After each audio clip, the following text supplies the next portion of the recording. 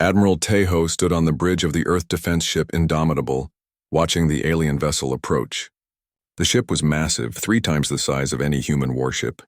Its hull gleamed with a strange silver metal that seemed to shift colors in the starlight. This was the Harmonious Voice, and it carried representatives from the Galaxy Council. For 12,000 years, the Council had ruled the galaxy. 15 ancient alien races worked together to keep peace among the stars. They had rules for everything. When they found a new species, they gave them a choice that was not really a choice at all: submit to 100 years of observation, or face the might of the entire galaxy. Tejo had studied every species that met the Council. Most accepted the terms quickly. A few tried to resist. Those few were destroyed so completely that only stories remained. The Council did not tolerate defiance. The communication channel opened. Ambassador Velthar appeared on the screen. He was tall and thin with blue skin and 4 arms. His species, the Kethians, were one of the oldest in the Council. Velthar had delivered the observation ultimatum to 43 species during his career. All 43 had submitted. "Greetings, humans of Earth," Velthar said. His voice was pleasant, almost friendly. "I am Ambassador Velthar of the Kethian Empire, speaking for the Galaxy Council. We welcome you to the greater galactic community." Tejo nodded respectfully. "Thank you, Ambassador. We are honored by your visit," Velthar smiled. "Your species has achieved faster than light travel. This is a great accomplishment. However, the galaxy has laws. For the safety of all species, newly discovered civilizations must undergo an observation period of 100 years. During this time, you will remain in your home system. Council observers will study your culture and technology. After the century ends, you will be granted limited autonomy and may expand to neighboring systems under Council supervision." The other officers on the bridge tensed. This was the moment Earth had been preparing for. Tejo remained calm. "We appreciate the Council's concern for galactic safety," Tejo said carefully. "However, we must respectfully decline your offer." The bridge of the Harmonious Voice went silent. Velthar's 4 hands froze in mid-gesture. His face showed confusion, then disbelief. "I do not think you understand," Velthar said slowly. "This is not a negotiation. This is galactic law. Every species follows this law." "We understand perfectly," Tejo replied. "We have been monitoring Council communications for 30 years. We know about the observation period. We know what happens to species who refuse. But Earth has made its decision." Velthar's pleasant expression disappeared. "You have been spying on the Council? This is an act of hostility. I must inform you that Earth now has 47 colonized systems across this sector. Our ships have been exploring and settling worlds for the past 8 years." The ambassador's blue skin turned darker. "Impossible. Our scans showed you only achieved FTL travel 3 years ago." "Your scans were wrong," Tejo said. "Or rather, they saw what we wanted you to see. Captain Hyejin has been leading our reconnaissance fleet through Council space for 3 years. We know the locations of your military bases, your trade routes, and your patrol schedules." On another human ship far from Earth, Captain Hyejin watched the conversation through a secure channel. She sat in the command chair of the Silent Observer, a stealth vessel invisible to Council sensors. Her ship was currently hiding just outside a major Council trading hub, documenting everything. Hyejin had visited 62 Council systems during her mission. She had learned something important. The Council was old and slow. They had not fought a real war in thousands of years. Their technology had not changed much in centuries. They were powerful, yes, but they were also predictable. Humans were neither old nor slow. Earth had gone from the first FTL test flight to 47 colonies in just 11 years. Human technology improved every month, and humans had something the Council had forgotten: the hunger to explore and grow. Back on the Indomitable, Ambassador Velthar tried to regain control of the conversation. "You are making a terrible mistake. The Council's military power is beyond your imagination. We have fleets that could darken your sun. Stand down now and we may show mercy." Tejo glanced at Colonel Dongsu, who stood ready at the tactical station. The colonel gave a slight nod. Everything was in position. "Ambassador, we do not seek war," Tejo said. "We seek to live freely. We will not attack Council territory. We will not threaten Council species. But we will not submit to observation. We will continue to expand, explore, and trade as we see fit." "Trade?" Velthar's voice rose. Who would trade with a species that defies the Council? Tejo smiled for the first time. You would be surprised. There are many species in the galaxy that the Council ignores. Small civilizations, independent colonies, minor trading groups. They do not have representation in your Council. Many of them are very interested in human technology and goods. This was true. Earth had quietly made contact with dozens of non-Council species over the past 2 years. These were civilizations too small or too remote for the Council to bother with. Humanity offered them fair trade deals, advanced technology, and most importantly, respect. Many had eagerly agreed to partner with Earth. Belthar realized the situation was worse than he thought. The Council will not allow this. A blockade will be placed around all human systems. Your economy will collapse within months. We respectfully disagree, Tejo said. Our trade network does not depend on Council space. But if you wish to test your blockade against our defenses, you are welcome to try. The transmission ended. Belthar sat in his command chair, shocked. In 43 first contacts, nothing like this had ever happened. These humans were different. They were not afraid. They had been planning and preparing for this moment for years. Within a day, the Council issued a formal blockade order against all human systems. Council ships moved into position around human territory. The blockade was meant to starve Earth into submission. It did not work. Human ships slipped through the blockade easily, using routes Captain Hyogen had mapped during her reconnaissance. Trade with non-Council species continued to grow. Human colonies flourished. Meanwhile, the Council's economy began to suffer. Many species had been buying human products through intermediaries. When those goods stopped flowing, they noticed. 6 months after the blockade began, the Council held an emergency session. 15 species argued about what to do with the humans. Some wanted war. Others wanted stronger blockades. A few, led by Belthar, suggested negotiation. The war faction won. The Council authorized limited enforcement action against human expansion. They chose the colony of New Busan as their target. It was far from Earth, lightly defended, and home to 50,000 colonists. The Council believed a quick victory would break human resistance. They sent the Kethian Third Fleet. 200 warships, battle-tested and powerful. Fleet Commander Thexrel commanded the force. He was young for his position, ambitious and eager to prove himself. He promised the Council that New Busan would surrender within hours. On New Busan, Commander Mira received the warning that the Kethian fleet was approaching. She was not worried.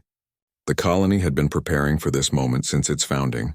Mira stood in the command center, surrounded by her team, and activated the colony's defense systems. Send them our message, she ordered. 10 minutes to leave our space, the message went out. On the Kethian flagship, Thexrol and his officers laughed. 10 minutes? The colony had only 12 defense platforms visible on sensors. The Third Fleet had 200 ships, thousands of weapons, and unlimited ammunition. Thexrol did not leave. He counted down the minutes with amusement. When the deadline passed, he gave the order to advance.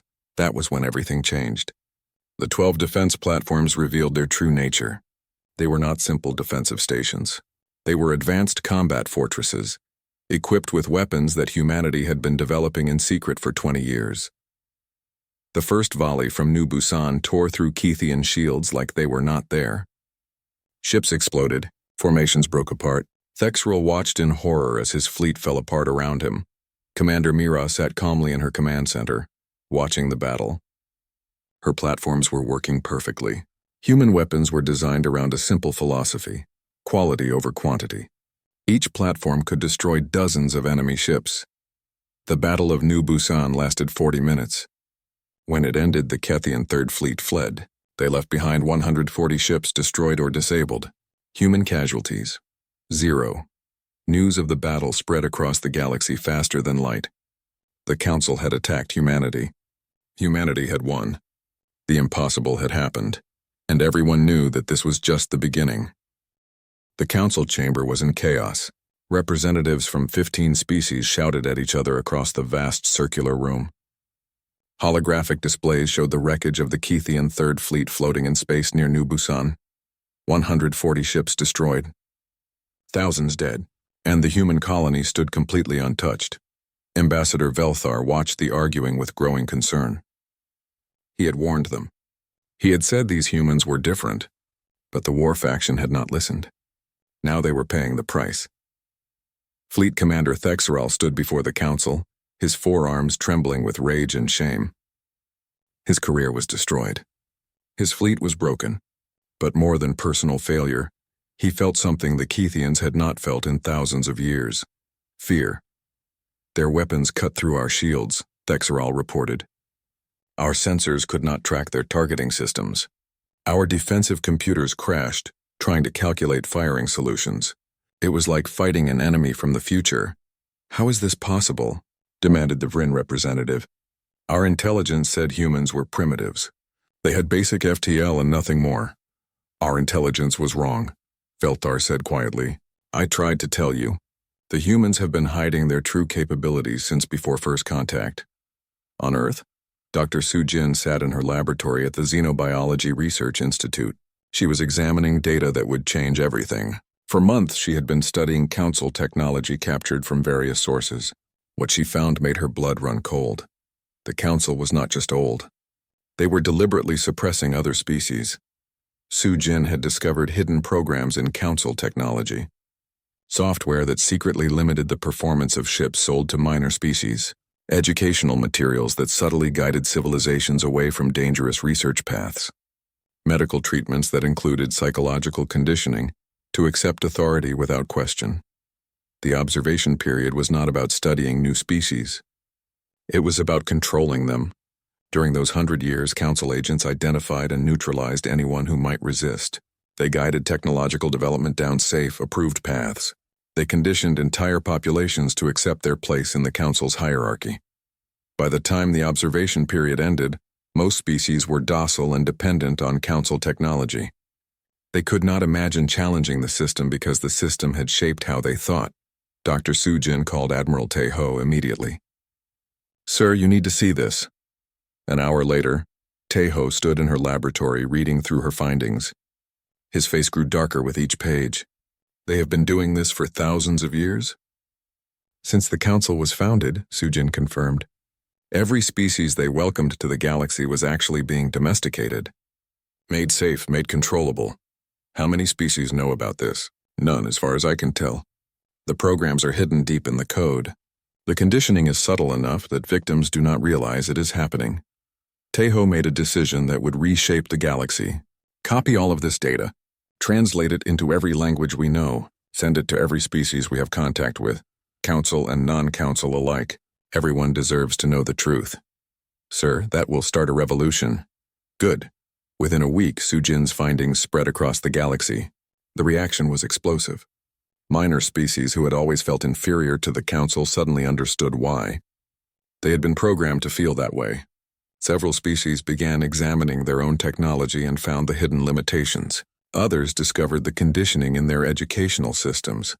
The council tried to deny everything, but the evidence was overwhelming. Trust began to collapse. Some species started secretly sharing real technology with each other. Bypassing council restrictions, a few brave civilizations reached out to Earth directly asking for help. The council realized they were losing control. They called another emergency session. This time the vote was unanimous. Full military intervention against humanity, not to observe or contain but to destroy.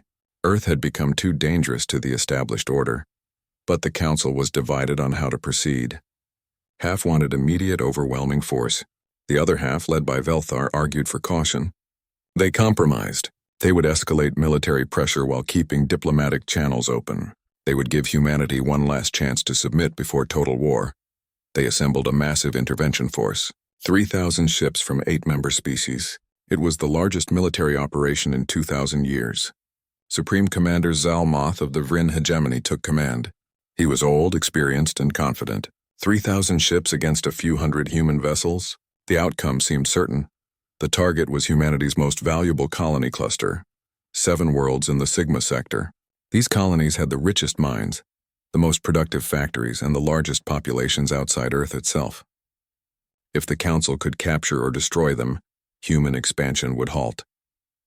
General Young-ho commanded the 5th Human Expeditionary Group, 300 ships assigned to defend the Sigma sector. When he learned that 3,000 Council ships were coming, his staff expected him to call for reinforcements or begin evacuating civilians. Instead, Young-ho smiled. Finally, a real challenge. The Council fleet arrived in the Sigma sector in a massive show of force. 3,000 ships in perfect formation, broadcasting demands for immediate surrender. Supreme Commander Zalmoth was certain the humans would recognize the hopelessness of resistance. But the human ships did not gather to defend the colonies. They did not form battle lines or prepare defensive positions. Instead, they scattered in all directions and vanished. Zalmoth was confused but not worried. They flee. Send pursuit squadrons. Run them down. The pursuit squadrons found nothing. Human ships had simply disappeared. Council sensors could not track them. Long-range scans showed empty space. It was as if the entire human fleet had ceased to exist. Then the attacks began. A Council supply convoy traveling through a supposedly secure system exploded. Human ships appeared from nowhere, destroyed every vessel in seconds, and vanished before reinforcements arrived. A communication relay station went offline. When Council engineers arrived to investigate, they found it completely shut down but undamaged. A message played on repeat. "We were here. We could have destroyed this." Remember that, a fuel depot disappeared from sensors. 300 Council ships suddenly had nowhere to refuel in that sector. They had to return to base, weakening the intervention force. Day after day, the pattern continued. Council supply lines crumbled. Communication networks failed. Isolated detachments were destroyed. But Zalmoth never saw the human battle fleet. He could not bring his 3,000 ships to fight, because there was nothing to fight against. Engineer Jiwan had given humanity its greatest advantage, the quantum displacement. Drive, this new technology allowed ships to make tactical jumps without the long charge time that Council FTL required. Human ships could appear, strike, and vanish in seconds. The Council's superior numbers meant nothing when they could not catch the enemy. General Young Ho had studied war for his entire life. He understood something the Council had forgotten during their long peace. Warfare was not about having more ships. It was about using the ships you had effectively. The Council thought like an army. Humanity fought like wolves. Captain Sang-min led the stealth operations. His teams infiltrated Council bases not to destroy them but to shut them down. They hacked communication systems. They sabotaged weapons but left structural systems intact. They made it clear that humanity could have killed everyone but chose not to. This was psychological warfare. Every Council soldier who survived a human raid knew they were alive because humans had shown mercy. That knowledge spread fear more effectively than any weapon. Meanwhile, Director Yoon-hee worked her own kind of magic. She reached out to oppressed species within Council space. She offered them technology without restrictions. She promised protection and alliance. She shared Dr. Soo-jin's research about Council conditioning. 17 species agreed to share intelligence with humanity in secret. They provided information about Council fleet movements, supply schedules, and defensive weaknesses. The Council was being betrayed from within by the very species they claimed to protect. After 4 months of intervention, Supreme Commander Zalmoth admitted the truth to the Council. His force had lost 800 ships. They had captured 0 human territory. They had not even managed to engage the main human fleet in direct battle. The minor species were in open rebellion. The Council's economy was collapsing under the strain of prolonged military operations. The war was not going according to plan. In fact, the war was not going at all. It was more like a slow-motion disaster. Every day brought new losses, new setbacks, new signs that the Council's control was slipping. Ambassador Velthar reviewed the reports with deep sadness. He had served the Council his entire life. He believed in the peace they had maintained, the order they had built. But now he saw the truth. That peace was built on oppression. That order was maintained through fear, and humanity was tearing it all down. The question was no longer whether the Council could defeat humanity. The question was how much more damage the Council would suffer before they admitted they had lost. Velthar made a private call to Admiral Tae-ho. "We need to talk," he said. "Not as enemies. As people trying to prevent more deaths." Supreme Commander Zalmoth refused to believe he was losing. In his 200 years of life, he had commanded fleets in a dozen conflicts. All of them had been brief affairs, showing the Council's flag to minor uprisings. This war against humanity should have been the easiest of all. But 4 months had passed, and the humans remained undefeated. Worse, they were winning. Zalmoth's pride would not accept this reality. He convinced the council to authorize a new strategy. No more scattered operations, no more trying to catch human raiders.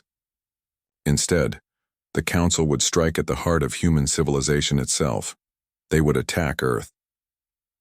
500 of the council's finest warships began moving toward humanity's home system. The fleet included vessels from all 8 species participating in the intervention. Zalmoth commanded from his flagship, the Eternal Dominance. This time there would be no supply lines to raid, no isolated outposts to ambush. The humans would have to defend their homeworld, and when they gathered to do so, the council would destroy them in one decisive battle. Intelligence Officer Daun detected the fleet movement immediately. She worked from a secure facility deep inside Earth's moon, monitoring council communications and tracking ship movements. Her network of informants, both human and alien, fed her a constant stream of information. "Admiral," she reported to Teho, "the council is sending 500 ships to Earth. They will arrive in 6 days." Teho studied the data. "Zalmoth is desperate. He thinks if he threatens Earth, we will fight the battle he wants."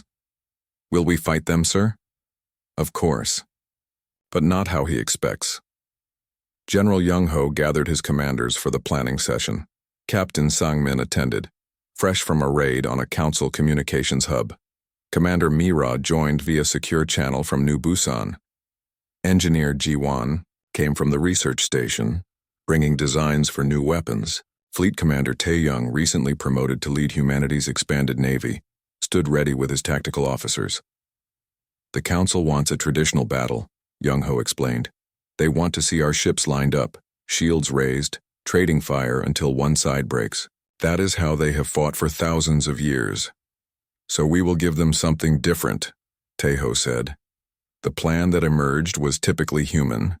It used every advantage Earth possessed and exploited every council weakness. It was bold, dangerous, and completely unexpected. When Zalmoth's fleet arrived at the edge of Earth's system, they found the human home fleet waiting. 200 ships in perfect formation, arranged in the traditional battle configuration. Zalmoth allowed himself a smile. Finally, the humans were fighting properly. "All ships advance," Zalmoth ordered. "Maintain formation. Prepare to fire on my command."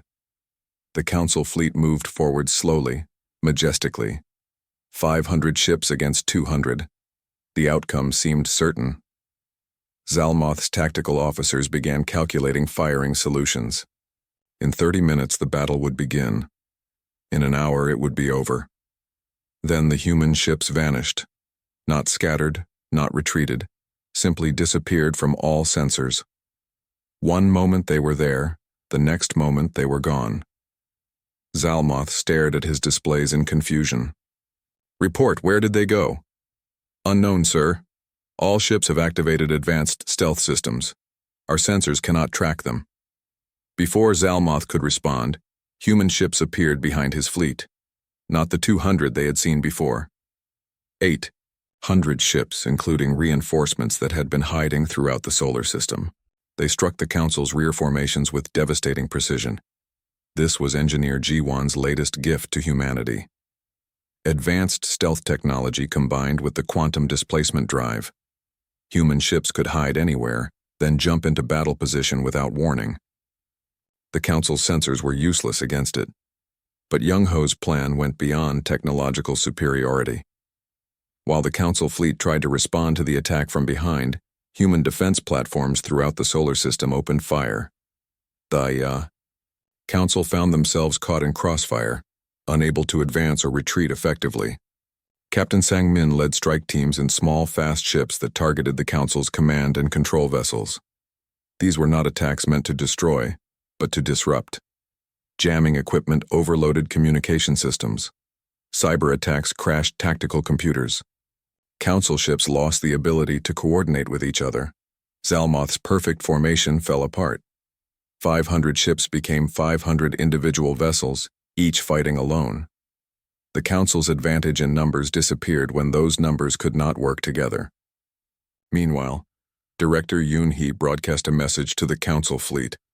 Not a demand for surrender, but an offer. Any Council ship that powered down its weapons and left Earth's system would not be harmed. Humanity was fighting to defend itself, not to kill unnecessarily. 10 ships accepted immediately, then 20, then 50. These were crews who had seen too much death, who no longer believed in the war. They shut down their weapons and began the long journey home. Zalmoth raged at this cowardice, but could not stop it. His fleet was dissolving around him. Human ships destroyed those that continued fighting. Those that surrendered were escorted safely out of the system. By the end of the 6-hour battle, Zalmoth had lost 300 ships. Another 100 had deserted. He retreated with barely 100 vessels, his flagship damaged and his pride shattered. The Battle of Earth became legend across the galaxy. A defending force had defeated an attacker 3 times its size without suffering overwhelming casualties.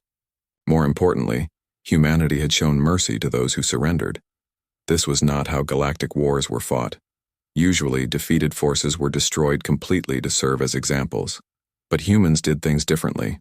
They fought to win, yes, but they also fought with honor. This distinction mattered. It made species wonder whether fighting for the Council was worth dying for. Dr. Su Jin's research continued to spread. Now it reached Council core worlds, where the dominant species lived. Citizens who had always believed they were superior began to question everything. Had their own education been manipulated? Had their own thinking been guided? The more they looked, the more evidence they found. Several Council species began internal investigations.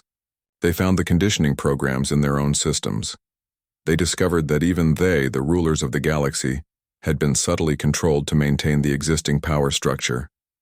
The Council was not just oppressing minor species. It was limiting everyone, even its own members, to prevent change. This revelation fractured the Council from within. Some species demanded immediate reform. Others wanted to continue the war against humanity, seeing it as an existential threat. A few began secret negotiations with Director Yoon-hee, asking what place they might have in a new galactic order. Admiral Taeho met with Ambassador Velthar for the second time. They met on a neutral station, without armed guards or weapons. Just 2 tired leaders trying to find a path forward. Your victory at Earth has changed everything, Velthar admitted. My people are in chaos. Half want to surrender. The other half want to use our ultimate weapons. Ultimate weapons? Taeho asked carefully. The Stellar Convergence Array, ancient weapons from the Council's founding. They can sterilize entire star systems. The Council has kept them secret for millennia, using them only as a threat that no one dares challenge. You are telling me this because you do not want them used.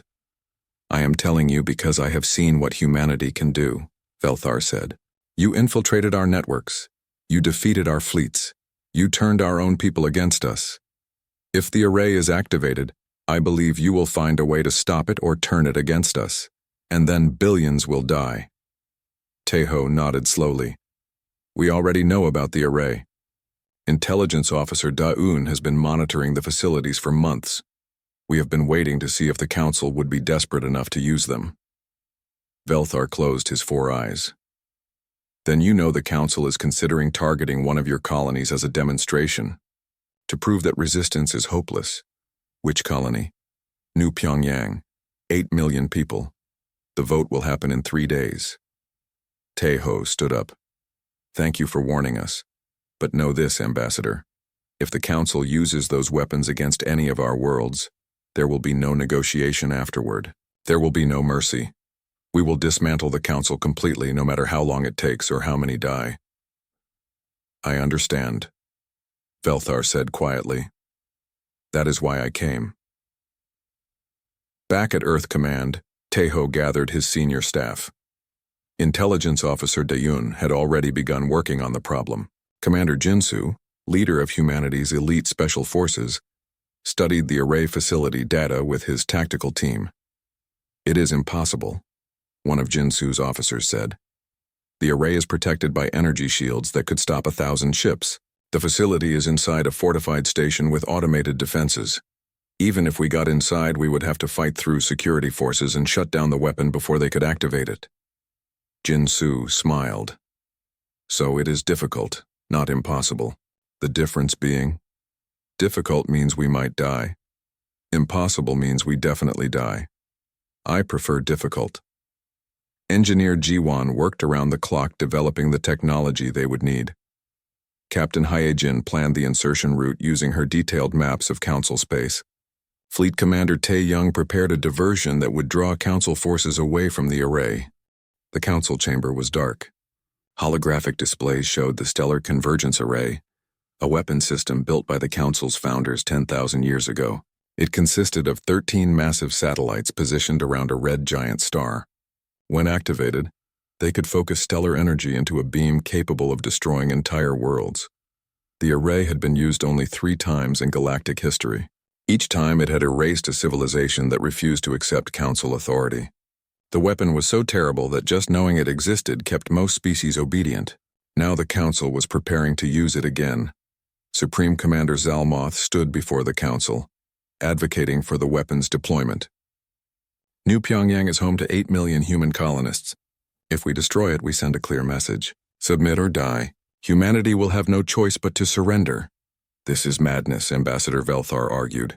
Using the array will prove to the entire galaxy that we rule through terror. Every species will see us as tyrants. We will lose what little moral authority we have left. Moral authority? Zalmoth laughed bitterly. We have lost 8 fleets to these humans. Our economy is collapsing. Member species are abandoning us. Our entire civilization is at risk. This is not about authority. This is about survival. The vote was close, but the war faction won. The array would be activated in 72 hours. New Pyongyang would be destroyed as an example. After that, if humanity still refused to surrender, more colonies would follow. Deep inside Earth's moon, Intelligence Officer Daun watched the Council's encrypted communications with cold focus. She had infiltrated their networks months ago, planting software that sent her copies of everything. When the array activation codes were transmitted to the weapons facility, she intercepted them within seconds. Admiral, she reported to Taeho, the array will fire in 72 hours. I have the activation sequence and the targeting data. New Pyongyang is the target. Taeho looked at the data, his face expressionless. 8 million people. Men, women, children, all of them about to die because the Council wanted to make a point. Can we evacuate the colony in time? Negative, sir. Even if we started now, we could save maybe 1 million. The rest would die. Then we stop the array. Commander Jinsu entered the briefing room with his Special Forces team. These were humanity's best soldiers, trained for missions that other people called suicide. They wore black armor equipped with the latest stealth technology. Each one had survived operations that had killed most of their original training groups. Show me the target, Jinsu said. Engineer Jiwon brought up a holographic display of the array control station. It was a massive structure, heavily armored and defended by both automated systems and a garrison of elite Council troops. Energy shields protected it from orbital bombardment. Sensor nets made stealth approach nearly impossible. The command center was buried deep inside behind multiple security checkpoints. Getting inside will be difficult, Jiwon explained. Getting to the command center will be harder. Shutting down the array before they can activate it? That might actually be impossible. Then we will do the impossible, Jinsu said calmly. What tools can you give us? Jiwon had been working without sleep for 3 days. She had designed new equipment specifically for this mission. Portable shield disruptors that could create holes in energy barriers, quantum jammers that would blind the station's sensors for brief periods, and a virus designed to corrupt the array's firing systems from inside the control network. The virus will give you 10 minutes, Jiwon said. Once you plug it into their system, they will detect it and begin countermeasures. You have to shut down the array completely within that window, or they will override the virus and fire anyway. 10 minutes, Jinsu repeated. We can work with that. Captain Hyejin would pilot the insertion team to the array. Her ship, the Silent Observer, could get closer to Council installations than anything else in the human fleet. She had done it dozens of times before, but never to a target this heavily defended. Fleet Commander Tae-young prepared the diversion. He would take 50 ships on a raid against Council supply depots, 3 systems away from the array. It would not fool them for long, but it might make them hesitate at a critical moment. In warfare, hesitation could mean everything. The mission launched 60 hours before the array was scheduled to fire. Jinsu and his team of 20 soldiers boarded Hyejin's ship. They carried enough equipment to fight a small war, but their real weapons were speed, surprise, and skill. The journey to the array took 8 hours. Hyejin navigated through council space using routes that should not exist, paths between gravity wells and radiation fields that most pilots would consider impossible. Her ship was built for this. More importantly, she was trained for this. They arrived at the array facility with 50 hours remaining. Hyejin positioned her ship in the shadow of one of the stellar collection satellites, hiding in the one blind spot in the station's sensor coverage. It was a location no sane pilot would use. The radiation levels were high enough to kill an unshielded crew within hours. "This is the fun part," Hyejin said with a grim smile. "We stay here until the moment comes. Try not to think about the radiation." On Earth, Admiral Taeho watched the mission timeline with growing tension. Every minute felt like an hour. Everything depended on Jinsu and his team succeeding at a task that should be impossible. If they failed, 8 million people would die, and humanity would face a terrible choice: surrender to the Council's terror, or continue fighting knowing that more colonies might be destroyed. 48 hours before firing time, Fleet Commander Tae Young launched his diversion raid. 50 human ships appeared in Council territory and began attacking supply convoys. The Council responded by sending reinforcements to defend their logistics network. It was not enough to abandon the array, but it did pull some forces away from the region. 36 hours before firing, Jinsu's team prepared to infiltrate the station. They would use a technique that was insane even by human standards. They would ride one of the energy beams that connected the control station to the collection satellites. The beam carried massive amounts of data and power. It also carried enough energy to vaporize anything that touched it improperly. Engineer Ji-won had designed special suits that could survive the beam for exactly 90 seconds. That was how long it would take to ride the beam from the satellite to the station. Any longer and the suits would fail. Any error and they would die instantly. "Ready?" Jinsu asked his team. They were not ready. No one could be ready for this. But they nodded anyway. Hyejin positioned her ship at the exact right location. Jinsu and his 20 soldiers jumped into space, activated their suits, and let the energy beam catch them. They rode lightning across the void, moving faster than any ship, invisible to sensors, protected by technology that was failing every second they used it. 89 seconds later, they crashed through the station's outer hull, carried by momentum and desperation. All 20 soldiers survived the entry. Barely, they were inside. Now the real mission began. The station's automated defenses detected the breach immediately. Alarms sounded throughout the facility. Security doors slammed shut. Council troops mobilized toward the intrusion point. But Jinsu's team was already moving, using the station's own maintenance tunnels to avoid the main corridors. Intelligence Officer Da-un guided them remotely, using her access to Council systems to open doors and disable cameras. But her access was limited. Council security was actively hunting the intrusion software. Every second, they closed more holes in their network. "You have 20 minutes before I lose access completely," Da-un reported. "After that, you are on your own."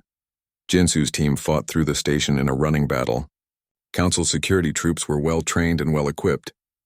They outnumbered the humans 50-1, but they were defending their own station, which limited what weapons they could use. And they were fighting humans who had been training for exactly this kind of operation. The human soldiers moved like ghosts through the station, striking fast and disappearing before reinforcements arrived. They used the Council's own corridors against them, turning every junction into an ambush point. Council troops died not knowing where the shots came from. 18 hours before the array would fire, Jinsu reached the command center. Only 12 of his 20 soldiers remained. The others had died buying time, holding positions or covering retreats. Their names would be remembered. The command center's door was 4 feet of hardened alloy, designed to withstand anything short of a nuclear blast. Jinsu placed Engineer Ji-won's special explosive charges against it. The charges were not designed to break the door. Instead, they would tear apart the molecular bonds holding the alloy together. It was delicate work. If done wrong, the charges would simply melt uselessly against the door. Jinsu set the timer for 30 seconds and pulled his team back. The explosion was surprisingly quiet. When the smoke cleared, the door had simply ceased to exist. The molecular bonds had separated, and the alloy had turned to dust. Inside the command center, 16 council technicians stared at the human soldiers in shock. They had believed the door was impregnable. Behind them, the array control systems hummed with power, counting down to firing time. The images spread across the galaxy faster than light. Human soldiers standing in the array control room, hands on the firing mechanism, the weapon that had terrorized civilizations for 10,000 years, now under human control. And then, ship by ship, humans dismantling the entire array until nothing remained but debris. The Council had built their empire on fear. Humanity had just destroyed that fear. 3 days after the array was neutralized, Ambassador Velthar arrived at Earth aboard an unarmed diplomatic vessel. He requested a formal meeting with human leadership. Admiral Tejo, understanding the significance, agreed to meet in person. They gathered in Earth's Central Command, a room that overlooked the blue planet where humanity had been born. Tejo stood with his senior staff, General Young-ho, Captain Hae-jin, Commander Mira, Dr. Su-jin, Engineer Ji-wan, Intelligence Officer Da-eun, Commander Jin-soo, Director Yoon-hee, and Fleet Commander Tae-young. These were the people who had defied the galaxy. Velthar entered with 2 aides. He looked older than he had at first contact, as if the war had aged him centuries. His forearms moved slowly, carefully, showing no threat. "Thank you for meeting with me," Velthar began. "I come with an offer from the Galaxy Council." He activated a holographic display showing a formal treaty document. "The Council proposes an immediate cessation of all hostilities. We will recognize human sovereignty over all currently claimed territories. We offer humanity a seat on the Council, with full voting rights. We will establish trade agreements beneficial to both sides, and we will work together to maintain galactic peace and prosperity." The room was silent as the humans read through the treaty terms. On paper, it looked generous. Humanity would gain everything they had fought for: recognition, territory, and a voice in galactic affairs. Admiral Tejo spoke carefully. "This is a significant offer, Ambassador. The Council has never granted such terms to any species before, because no species has ever forced us to," Velthar admitted. "You have defeated our fleets. You have exposed our methods. You have destroyed our ultimate weapon. The Council is prepared to accept you as equals rather than continue a war we cannot win." General Young-ho stepped forward. "What about the other species? The ones you have been suppressing for thousands of years?" "That is an internal Council matter," Velthar said. "The treaty applies to humanity. Other species have their own agreements with the Council." "Agreements made under threat of the array," Dr. Su-jin said coldly. "Agreements signed by populations you had conditioned to be obedient. Those are not real agreements." Velthar's expression hardened. "We are offering you peace and prosperity. What more do you want?" "Justice," Commander Jin-soo said quietly. "For everyone." Admiral Tejo called for a recess. The human leadership gathered in a private room to debate the offer. Some argued for acceptance. Humanity had won recognition and security. They had achieved their goals. Why continue fighting? Others disagreed. Captain Hae-jin had spent years exploring the galaxy. She had seen too many species living under Council oppression. Commander Mira thought about all the minor civilizations that had reached out to humanity for help. Could Earth abandon them now? Dr. Su-jin pulled up her research again. The observation period is not just about studying species. It is about breaking them. The Council identifies leaders, thinkers, innovators, anyone who might challenge their authority. Then those people have accidents. They get sick. They disappear. By the time the observation period ends, the species has been lobotomized. Only the obedient survive. How many species? Director Yoon-hee asked. In the past 1,000 years alone? 163. That we know of. There might be more. Intelligence Officer Dayun added her findings. During the war, I made contact with 42 species who secretly oppose the Council. They have been sharing intelligence with us. If we accept this treaty, if we join the Council system, those species will be abandoned. They will be punished for helping us. Many will probably be destroyed as examples. Engineer Ji-won spoke up. I have been sharing technology with some of those species.